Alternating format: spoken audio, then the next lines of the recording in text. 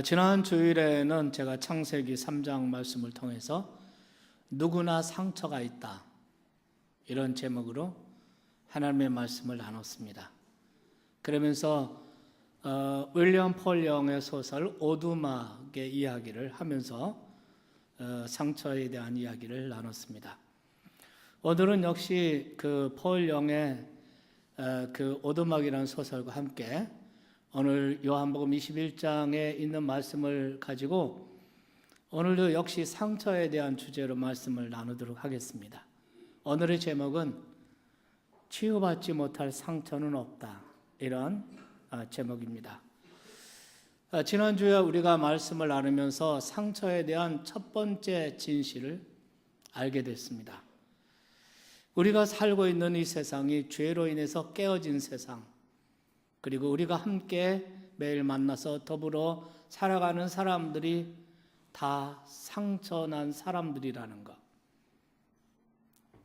그래서 이런 상처난 사람들과 함께 살아가다 보니 상처를 주기도 하고 상처를 받기도 하고, 그래서 나도 아프고 너도 아프고 누구나 아프다고 했습니다. 이것이 상처에 대한 첫 번째 진실입니다. 상처에 대한 두 번째 진실이 있습니다. 상처가 나를 만든다는 것입니다. 우리의 자아는 어떻게 형성됩니까? 우리가 태어나면서부터 우리 주변에서 일어나는, 또 관계 속에서 일어나는 많은 일들을 겪어가면서 그 경험 속에서 우리의 자아가 형성됩니다. 이렇게 우리의 자아 형성에 가장 큰 영향을 미치는 것은 바로 상처입니다. 어떤 사람은 밝고 긍정적인 자아를 가지고 있는 사람이 있습니다.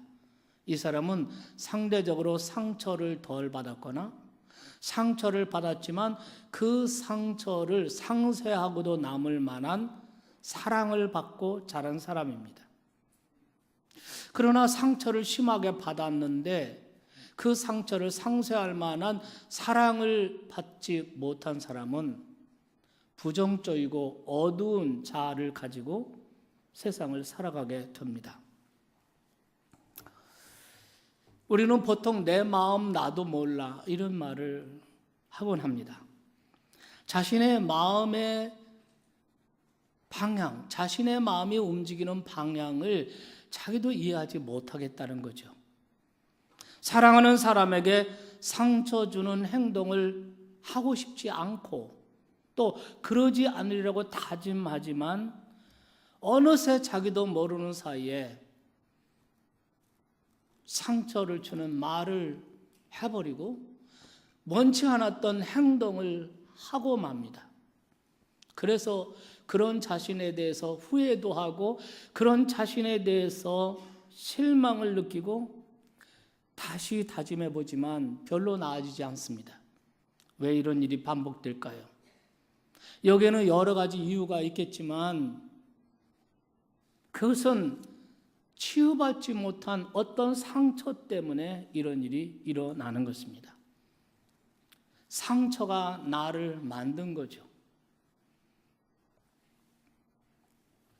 하지만 나 자신의 행복과 내가 사랑하는 사람들의 행복을 내가 진심으로 원한다면 상처가 나를 만들지 못하게 만들어야 됩니다. 대신에 사랑이 나를 만들도록 해야 합니다. 하나님께서 우리를 본래 그런 모습으로 창조하셨습니다. 서로 사랑하면서 그 사랑 속에서 자아가 형성되게 만드셨습니다. 그런데 인간이 범죄함으로 말미암아 우리가 살아가는 이 세상이 깨어졌습니다. 이 세상에 살아가는 모든 사람들은 상처난 사람들입니다. 이렇게 되다 보니까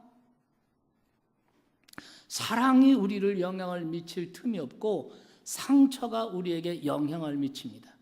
그래서 그 상처가 나로 하여금 부정적이고 어두운 자아상을 갖게 만들고 그 자아상에서 비판이 나오고 정죄가 나오고 갈등이 나오고 원치 않는 이런 일로 인해서 정말 내가 사랑하고 소중한 사람인데 내가 원치 않게 말로 상처를 주고 행동으로 상처를 줍니다.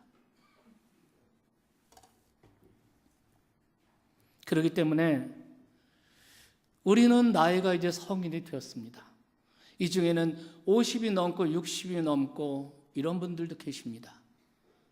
이렇게 나이가 많이 들었는데 이거 너무 늦지 않았나? 지금 어떻게 바꾸나? 라고 생각할지 모르지만 우리는 늦었다 싶더라도 상처로 인해서 만들어진 부정적인 자아를 바꿀 수 있어야 됩니다. 그리고 앞으로 받게 될 상처가 나를 더 이상 만들어가지 못하도록 해야 합니다. 그렇다면 여러분, 이미 받은 상처, 유아 시절에, 청소년 시절에, 청년 시절에, 또 세상 가운데서 남자들 군대 생활하면서 이것저것 겪으면서 이미 받은 상처, 그래서 내 마음을 나도 모르게 그 상처가 지배하고 있는 이 깊은 상처, 이 상처는 어떻게 해야 될까? 이 상처를 어떻게 하면 치유받을 수 있을까? 이 문제에 대해서 오늘 성경은 우리에게 중요한 암시를 던져주고 있습니다. 오늘은 제가 예고드린 대로 이 상처 치유에 대한 말씀을 드리고 싶어요. 오늘 3가지 말씀 드리겠습니다. 첫째, 자신의 상처를 용기 있게 대면하는 것입니다. 오늘 본문 성경에 보면 예수님께서 갈릴리로 베드로를 찾아가십니다. 부활하신 후에. 사실 예수님께서는 베드로가 예수님을 부인할 것을 아셨습니다. 내가 다 굴기 전에 3번 나를 부인할 것이다. 그때 베드로는 인정하지 않습니다. 주님과 함께 죽을지언정 그런 일은 절대로 있을 수 없습니다. 그러나 예수님께서 가야바에게 신문을 당하실 때 저 바깥들에서 그 종자들과 함께 숯불을 쬐다가 조그만 아이가 그에게 묻습니다. 너 나사렛 사람 예수의 제자가 아니냐? 라고 물을 때 그는 NO! 그랬습니다. 아니다. 나는 나사렛 예수에 대해서 알지도 못한다. 성경에 보면 3번 부인했습니다. 그냥 난 몰라, 상관없는 사람이야 이렇게 말한 것이 아니라 맹세하며 저주하며 아니라고 했습니다. 나는 그분하고 상관없는 사람이 내가 잘못 본 거라고 얘기했습니다. 그리고 나서 새벽닭이 울 때 그는 예수님의 말씀이 생각났습니다. 너무나 후회스럽고 너무나 수치스럽고 그는 밖에 나가서 한없이 눈물을 흘리며 통곡을 했다. 성경이 이렇게 기록하고 있습니다. 이렇게 나고 나니까 이 수치스러운 상처, 그 무거운 짐, 그것을 가지고 그대로 예수님의 제자라고 나설 수가 없습니다. 그래서 그는 너무나 자기 자신에게 실망하고 절망했습니다. 상처를 안고 그는 다시 고향으로 내려가서 고기나 잡으면서 살아야지. 이렇게 하고 있는데 부활하신 후에 예수님이 이 베드로를 찾아오신 것입니다. 찾아오셔서 해변에서 숯불을 피워놓고 생선을 구워놓고 조반을 준비해놓고 그리고 밤새도록 밤에 나가서 고기를 잡고 허기진 모습으로 돌아온 베드로에게 와서 조반을 먹으라고 했습니다. 딱 보니까 숯불입니다. 무엇이 연상되겠습니까? 숯불을 쬐다가 예수님을 모른다고 자기 목숨 두려워서 조그만 계집 앞에서 부인하던 그 비참한 자기 모습이 생각난 것입니다. 근데 주님께서 와서 너 왜 그랬어? 너 그럴 수 있어? 묻지 않으셨습니다. 따지지 않으셨습니다. 정죄하거나 책망하지 않으셨습니다. 와서 조반을 먹으라. 그날 아침 시몬 베드로는 목이 메이면서 그 아침을 먹었을 것입니다. 주님의 용서와 그 사랑이 느껴졌기 때문일 것입니다. 그런데 조반 먹은 후에 예수님께서 시몬에게 물으십니다. 시몬, 내가 나를 사랑하느냐? 라고 묻습니다. 예수님께서 물으실 때 아가페 사랑하느냐? 아가페로 물으셨습니다. 그 앞에 자신 있게 대답할 수가 없었습니다. 저는 필레오로 인간적인 사랑으로 사랑하는 것을 주님이 아십니다. 그런데 놀라운 것은 물은 말씀을 또 한 번 묻고 그리고 나서 세 번째 다시 물었을 때 성경에 보면 베드로가 근심했다고 그랬습니다. 분명히 예수님께서 그 비참한 실패, 그 상처를 자기 앞에 대면시키려는 것이 분명했습니다. 예수님께서는 그에게 왜 찾아가셨어? 왜 그러하여금 그 상처를 대면하게 하시고 왜 그에게 그 아프고 힘든 그 과정을 거치게 하십니까? 주님은 그를 치유하시기를 원하셨습니다. 그의 상처를 그대로 두고는 그 수치스럽고 그 비참한 신앙의 실패의 상처를 안고는 평생 동안 그 상처에 눌려서 그는 고통스럽게 살아갈 것이 너무나 뻔하기 때문에 예수님께서는 그를 찾아가셔서 상처를 대면시키십니다.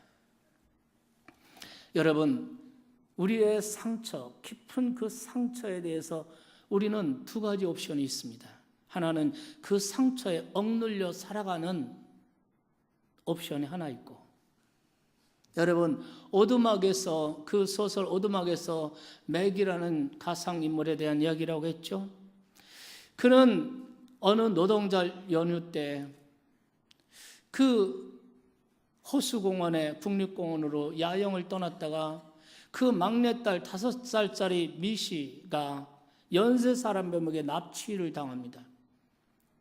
그래서 버려진 숲속 인적이 없는 오두막에서 살해당하고 성폭행을 당하고 살해당하고 이런 끔찍한 상처를 당합니다. 우리가 부모니까 그 마음을 좀 이해할 수 있을 것 같지만 사실 실제로 당해보지 않고는 그의 그 상처의 아픔과 깊이와 무게를 우린 짐작도 하지 못할 것입니다. 어쩌면 그런 상처를 가지고도 살아있다는 것이 기적일 것입니다. 미시를 잃어버린 후 맥은 거의 4년 동안 소설의 표현대로 말하면 납으로 만든 목욕 가운을 걸친 것과 같다 그랬습니다. 그렇게 무겁고 힘겹게 살아갑니다. 마치 하늘에 먹구름이 덮이듯이 맥의 마음 안에는 두터운 거대한 슬픔이 자리 잡았습니다. 가끔은 웃지만 그 웃음 속에 구멍이 뚫려 있었습니다. 신명나고 재미난 일이 하나도 없었어요. 모든 것을 잃어버렸습니다. 자기 스스로 목숨을 끊어서 정리를 할 수도 있었지만 그거는 남은 가족들에게 할 일이 아니었습니다. 죽지 못해서 사는 목숨이라는 말이 맥에게 딱 어울리는 말이었습니다.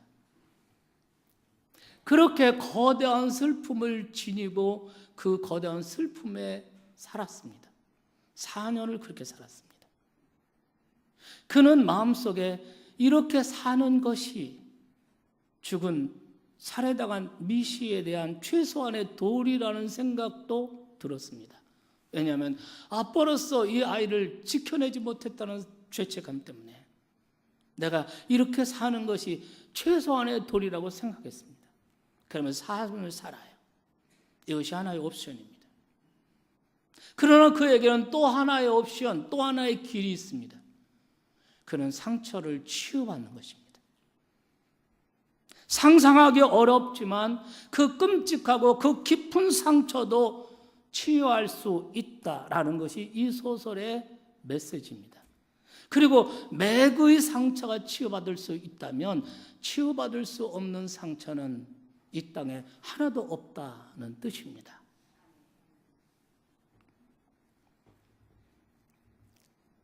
지난 주일에 말씀드린 것처럼 소설 속에서 그렇게 4년이 지났는데 눈비가 쏟아지는 어느 날 자기 집 앞에 우편함에 배달된 엽서를 보게 됩니다.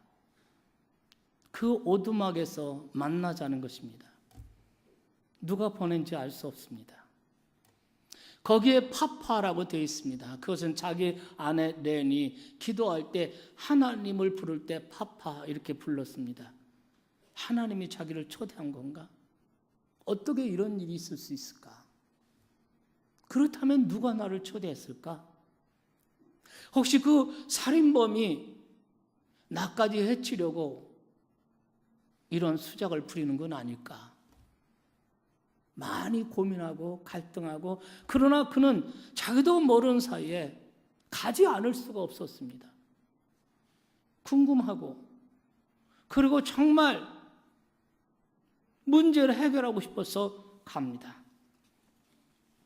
친구의 지프를 운전하면서 고속도로를 지나서, 그리고 이제 숲속으로 들어가서 쭉 갑니다. 이 소설에서 맥이 운전하고 그 오두막을 향해 가는 과정을 이렇게 설명하고 있습니다. 이렇게 묘사합니다. 협곡으로 올라가는 좁은 길목에 이르자 의식을 뚫고 공포가 침입해 들어오는 것이 느껴졌다. 그는 오로지 운전에만 열중하려 했으나 눌려왔던 감정과 두려움이 콘크리트를 뚫고 올라오는 잡초처럼 그의 속을 비집고 튀어나왔다. 시야가 캄캄해졌고 고속도로 출구가 보일 때마다 방향을 틀어서 집으로 돌아가고 싶은 욕망 때문에 운전대를 잡은 손에 더욱 힘을 주어야 했다. 그는 자신이 고통의 중심으로 살아있다는 느낌을 완전히 망가뜨린 거대한 슬픔의 소용돌이 속으로 돌진하고 있다는 것을 알고 있었다. 생생한 기억, 통렬한 분노가 파도처럼 밀려들었고 입안에서 씁쓸한 피맛이 났다.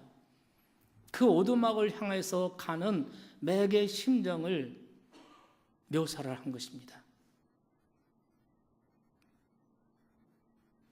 여러분, 존 엘드리지라는 사람이 있습니다. 이 사람은 아주 탁월한 영성 작가고, 그리고 상담가고 치유 전문가입니다.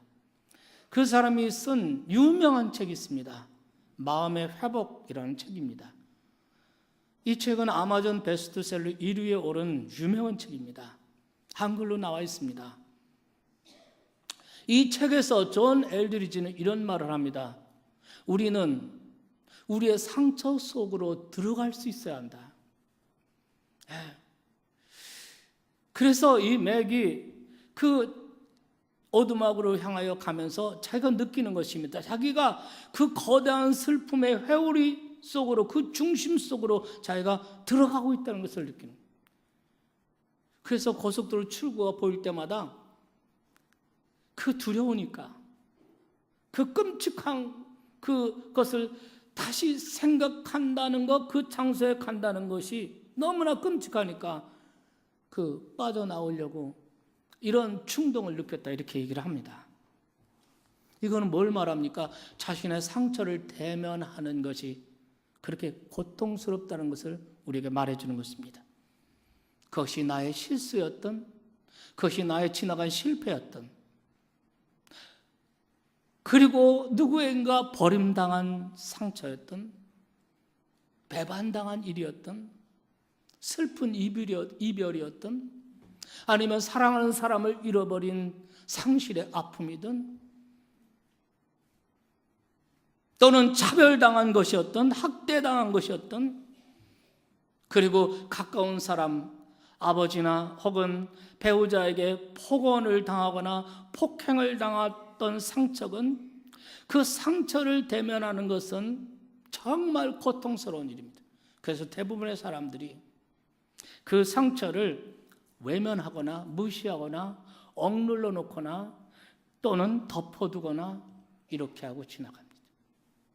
하지만 여러분, 이 상처라는 것은 수십 년이 흘려도 치유받지 않는 한 이 상처가 저절로 없어지지 않습니다. 이것이 우리에게 쓴뿌리가 되어서 남아 있습니다. 평소에는 아무것도 아닌 것 같습니다. 그러나 어떤 순간 그 상처에서 쓴물이 나오기 시작합니다. 자기도 괴롭고 사랑하는 사람들을 괴롭히게 되는 것입니다. 그렇기 때문에 진정한 해결을 원한다면 회피할 것이 아니라, 잊어버리고 살 것이 아니라 대면하고 품어 안고 눈물로써 녹아내리지 않으면 안 됩니다. 저는 목사가 된 후 어느 해 많이 힘들었습니다. 너무나 많은 아픔과 고통 가운데 한 주간 기도원에 들어가서 하나님 앞에서 내가 지금까지 살아온 삶을 쭉 반추해 보면서 깊은 기도에 빠져 있었습니다. 그런데 갑자기 갓난아이, 악을 쓰며 무엇인가 불안한 듯이, 무엇인가 두려운 듯이 엄마의 품속을 파고들면서 악을 쓰고 우는 아기가 있었습니다. 그것이 보였습니다. 그 엄마는 이미 죽었습니다. 엄마가 죽은 것도 모르고 악을 쓰면서 이 아기도 무엇인가 불안하고 무엇인가 두려우니까 악을 쓰고 우는 겁니다. 그게 바로 저였습니다. 주님께서 그 아기의 모습을 지켜보시면서 눈물을 흘리고 계셨습니다. 그날 저는 거의 하루 종일 펑펑 울었습니다. 주님이 저의 깊은 상처를 치유하셨습니다. 여러분, 눈물은 약한 자의 전유물이 아닙니다. 폴령은 이 눈물이라는 것은 치유의 워러, 치유의 물이라고 소설 속에서는 이야기하고 있습니다. 두 번째, 상처를 내어놓고 얘기할 필요가 있습니다. 대부분의 사람들은 내 상처가 다른 사람에게 알려지는 것을 극히 꺼려합니다.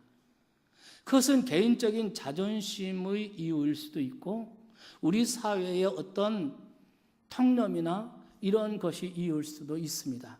그런데 어떤 이유로든지 그 상처를 내놓지 않으면, 그러면 우리가 스스로 그 상처에 감금되어서 그 상처에 억눌려서 살게 됩니다. 내 마음이 감당할 수 없는 상처를 품고 있으면서도 겉으로는 아무렇지도 않은 것처럼 연극하며 살아갑니다. 그런데 우리 마음이라는 것, 인간의 마음이라는 것은 상처를 감당할 수 있는 용량의 제한이 있습니다. 그 용량을 넘어서면 어느 순간 화산처럼 폭발하거나 생명을 질식시키는 그런 사건이 일어납니다. 여러분, 지난달 중순쯤에 미국의 텍사스주에서 산타페 고등학교에서 총기 난사 사건이 일어났습니다. 그 학교에 17살 먹은 재학생, 남학생이 아버지 엽총을 가지고 미술 교실에 들어가서 공부하는 친구들에게 무차별 난사한 것입니다. 교사가 1명 죽었고 학생이 9명 죽었습니다. 여러분, 이 사례는 상처가 폭발한 사례입니다. 이런 일들이 우리 가운데 얼마나 우리 사회에 많이 일어나는지 모릅니다. 최근에 우리나라에서 급증하는 게 자살, 특별히 유명한 사람들의 자살, 그리고 급증하는 우울증, 이것은 상처에 억눌려 질식하는 사례입니다. 여러분, 이렇게 우리 마음이 그렇습니다. 용량의 제한이 있습니다. 한없이 상처를 쌓아두면 어느 순간인가 폭발하거나 아니면 질식하거나 이렇게 됩니다. 어떤 방법으로든 자신의 상처와 아픔을 쏟아낼 방도를 찾아야 하는 것입니다. 누군가 믿을 만한 사람을 찾아 자신의 상처에 대해서 이야기를 나누는 것으로 시작할 수가 있습니다. 누군가가 나에게 자기의 아픈 상처를 이야기할 때, 그럴 때 우리는 어떤 태도를 가져야 됩니까? 무조건 사랑으로 공감하고 보듬어 줘야 합니다. 그냥 잊고 살아. 벌써 그 옛날 일인데 뭐 다 지나간 일이 아니야? 그런 상처 없는 사람이 어디 있어? 다 상처 있는 건데. 뭐 그렇게 생각하고 그래. 이렇게 하면 안 되는 것입니다. 얼마나 많이 힘들었어. 정말 많이 아팠겠구나. 그런 아픔이 있었구나. 응? 인정해주고 사랑으로 보듬어 주셔야 됩니다. 그러한 배우자와의 관계가 그럴 수 있는 관계라면 가장 좋은 것입니다. 그러나 배우자가 아니더라도 교회 안에서 혹은 목장 안에서 영적인 친구, 자기의 상처를 나누고 보듬어 줄 수 있는 친구가 한두 사람은 있어야 됩니다. 만약 이런 사람이 없다면 우선 일기를 쓰거나 글을 써서 마음에 깊은 상처들을 쏟아낼 필요가 있습니다. 우리 교인 중에 어느 분이 교사를 과거에 여학교 교사를 했는데 자기가 정말 불가피하게 어쩔 수 없어서 두 아이를 자퇴를 시킨 사건이 있었다고 합니다. 어쩔 수 없어서 자퇴를 시켰는데 그것이 아주 오랫동안 그것이 큰 상처가 된 거예요. 이 상처를 가지고 참 그것만 생각하면 내가 교사로서 그때 내가 조금 더 지혜가 필요했으면, 그때 내가 조금 더 그 아이에게 참 기다려주고 인내해 주었으면, 이런 후회감, 이런 것이 너무나 많이 힘들었는데 우리 부천시에서 일기장 뭡니까? 100일장 이런 그 공모를 했는데 이분이 그 이야기를 쭉 쓴 거예요. 그때 말이 힘들었던 거. 그리고 거기서 잘 썼다 이래가지고 상도 받고 그랬습니다. 그런데 그렇게 쓰고 난 다음에 자기 마음에 그 무거운 납덩이 같은 그 무거움이 사라졌다는 것입니다. 이것이 우리의 마음이에요. 우리의 마음에 용량의 한계가 있습니다. 그래서 이걸 쏟아놓아야 합니다.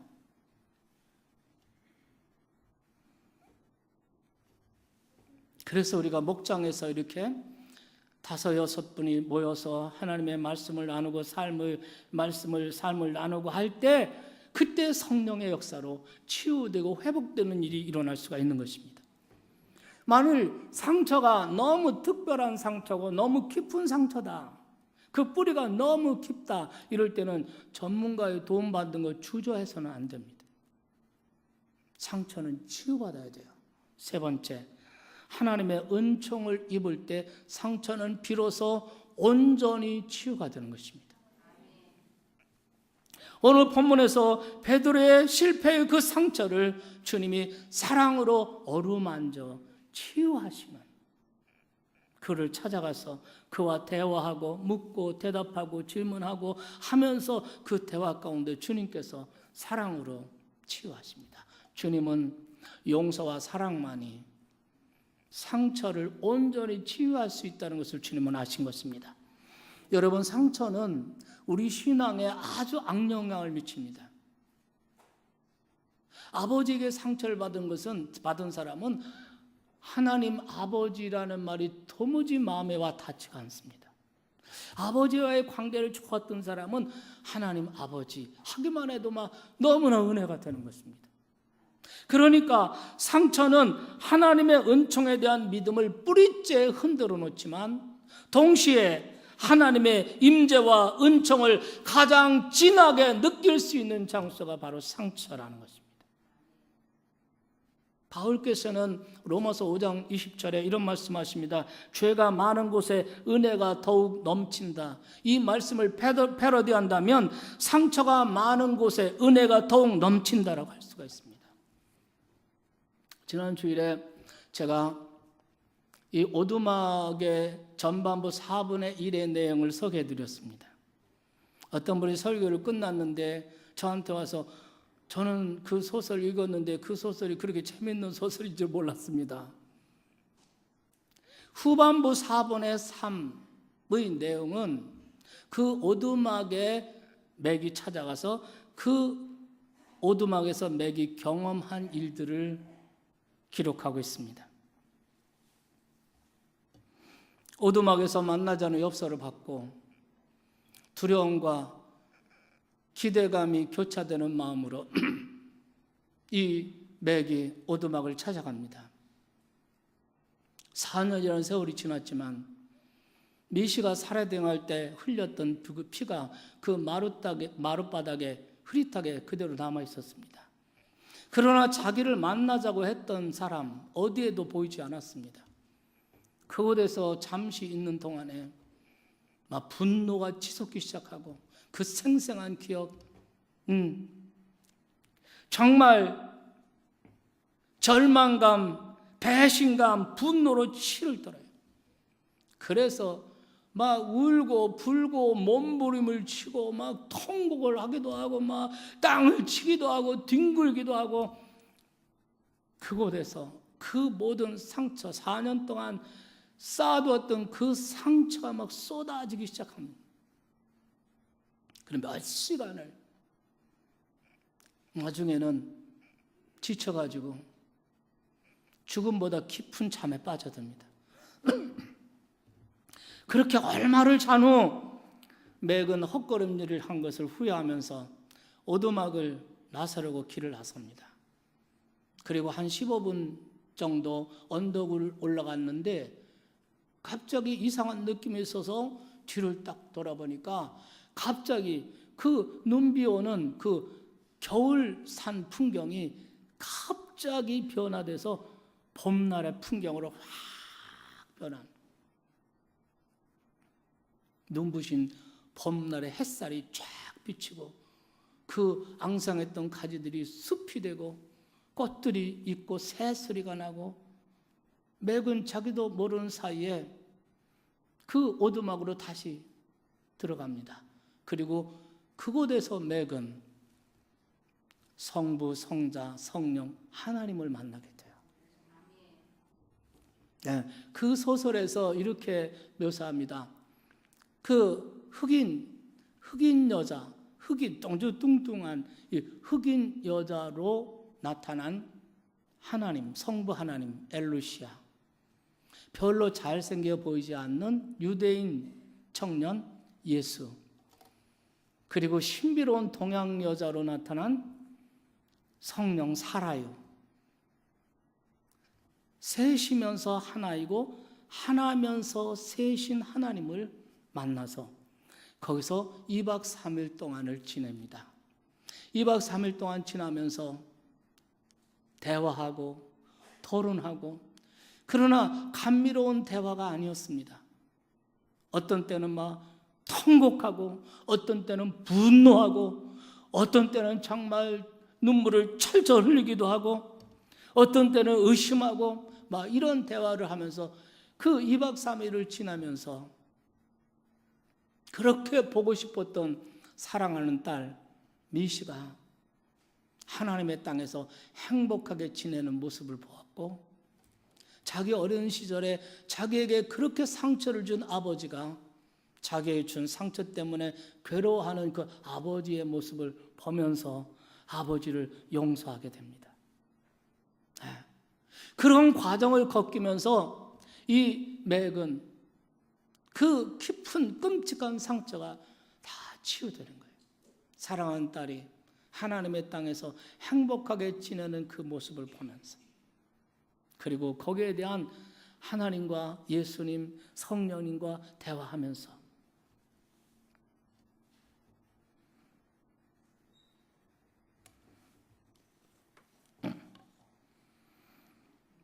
실제로 맥은 몇 시간 동안 잠을 잔 것이고 잠시 동안 아주 긴 꿈을 꾼 것입니다.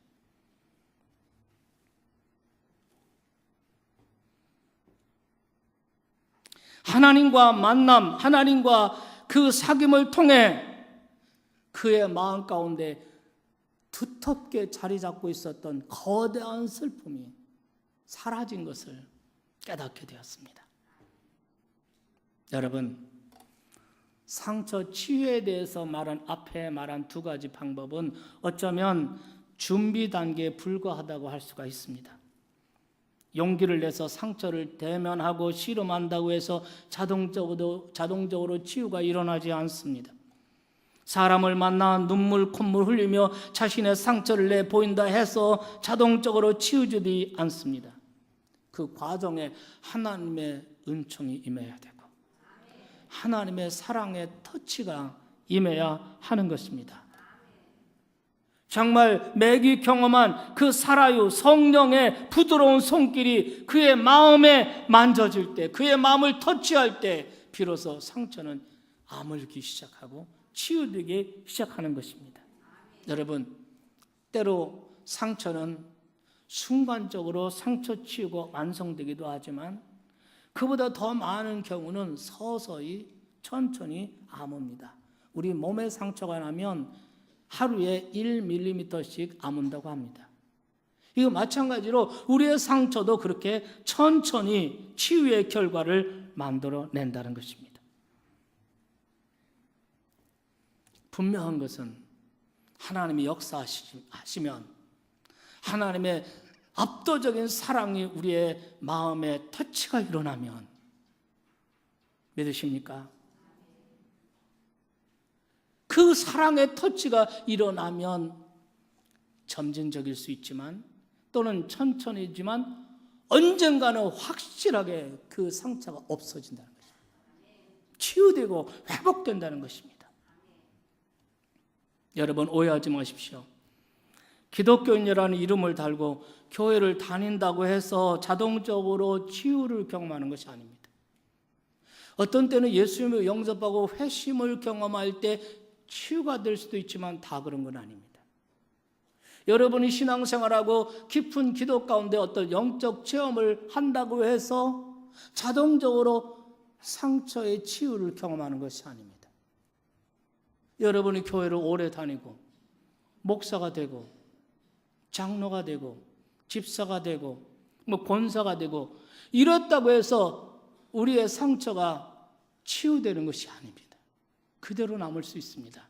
오늘날 얼마나 많은 신앙인들이 상처를 치유하지 않고 그 상처를 그대로 안고 있음으로써 그 상처를 대물림하고 있는지 모릅니다. 상처를 안고 있는 신자가 집에 가서 아내에게 상처를 주고 아이들에게 상처를 주고 그러면 그 아이들, 그 가족들은 자기에게 상처를 주는 아버지가 믿는 하나님에 대한 혐오감이 생깁니다. 그래서 교회를 멀리합니다. 그래서 목사의 아들, 장로의 아들, 이런 아들, 딸들이 하나님을 멀리하는 경우도 많이 있습니다. 그것 때문에 뒤늦게 아파하고 힘들어하고 그것을 해결하고 그것을 풀어가기 위해서 얼마나 많은 시간과 아픔을 들인지 알 수 없습니다.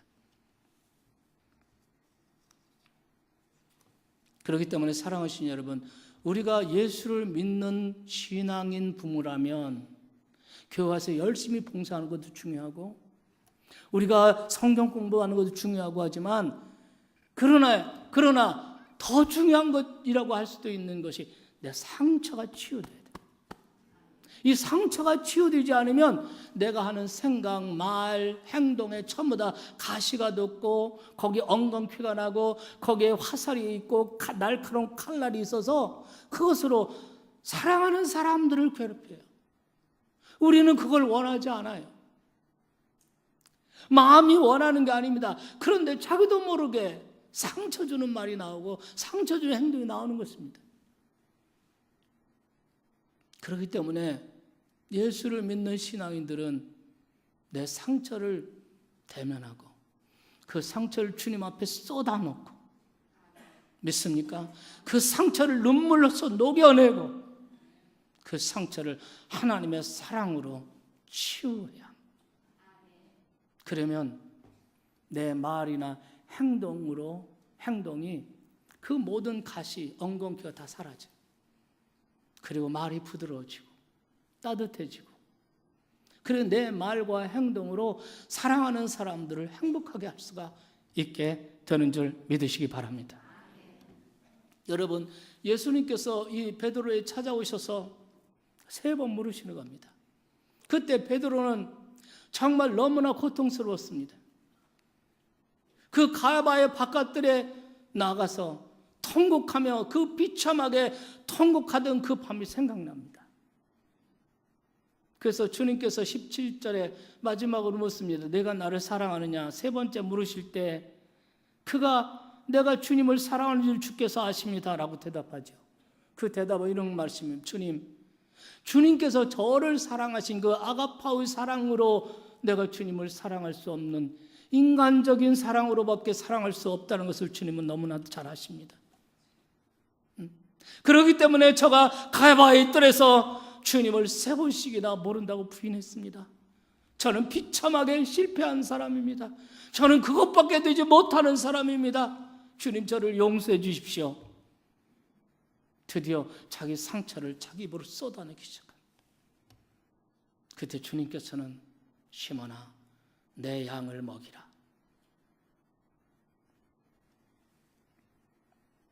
사랑으로 어루만져 치유해 주셨습니다.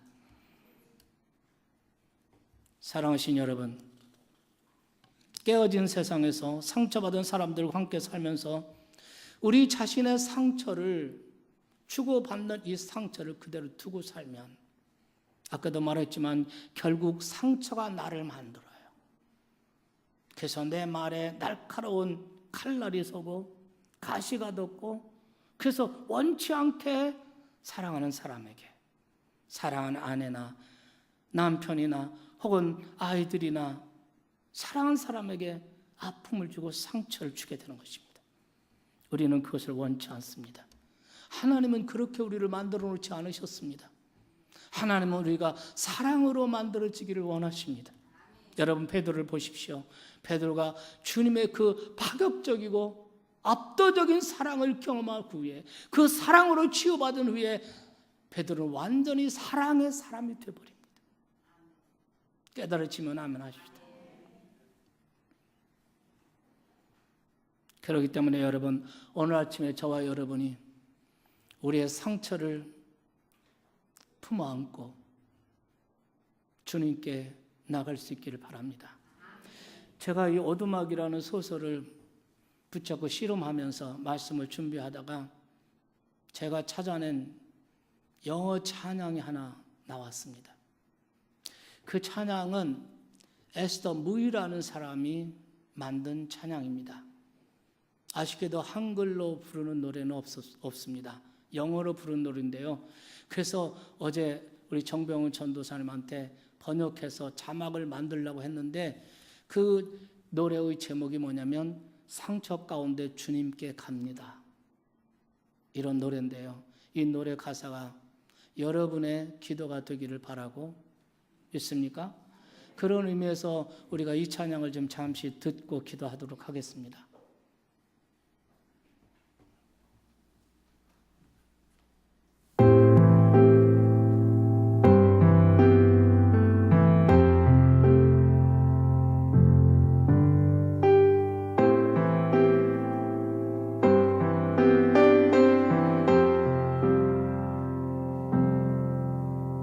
In brokenness, I come to you, Jesus. I'm kneeling in surrender to your spirit. Mend my broken heart, I can find no other to mend my broken life, to give me hope, Jesus. Lord, I want to place my life in your hands, lay my burdens at your feet. Take my life, take my heart, I am yours. In repentance, I come to you, Jesus. I'm kneeling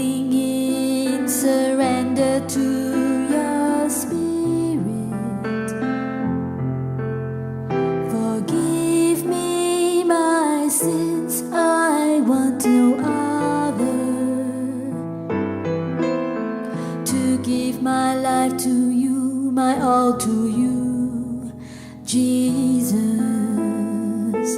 Lord, I want to place my life in your hands, lay my burdens at your feet.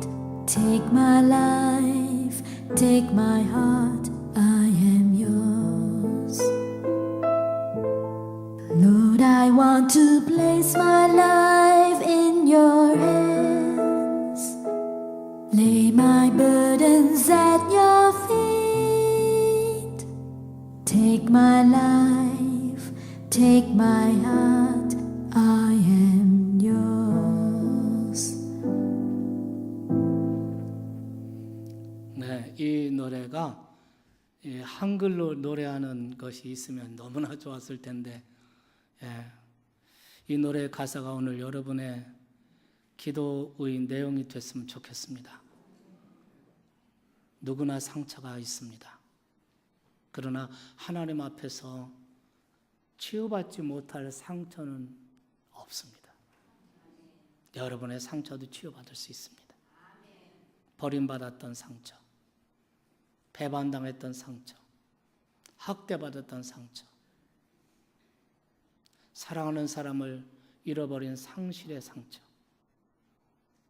그리고 나의 부끄러운 실패, 실수, 그 어떤 상처든 주님께 가지고 나가면 주님의 사랑으로 치유하시고, 아멘. 베드로를 치유하시고 회복시키셔서 그에게 위대한 사명을 다시 맡긴 것 같이 그런 삶을 이끌어 주실 줄로 믿습니다.